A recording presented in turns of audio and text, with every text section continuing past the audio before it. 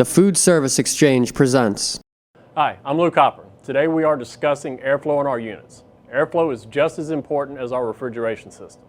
In today's video, we will be discussing our prep tables. The cold air starts at the back of the top section, is pulled underneath, out of the vents at the front, down, and into the rear of the bottom section.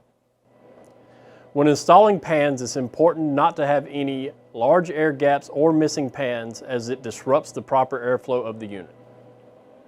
And now we'll discuss the airflow in our uprights. The airflow in our bottom mount uprights starts at the back wall, goes down the back wall, is pulled up the front and into the return grill at the evaporator core.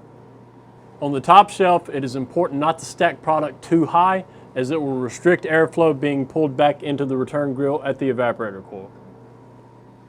It is very important not to have product pushed too far against the back wall, as it will disrupt the airflow of the unit. The airflow in our top mounts starts at the rear of the cabinet, is pulled down the back wall, back up the front, into the return grill.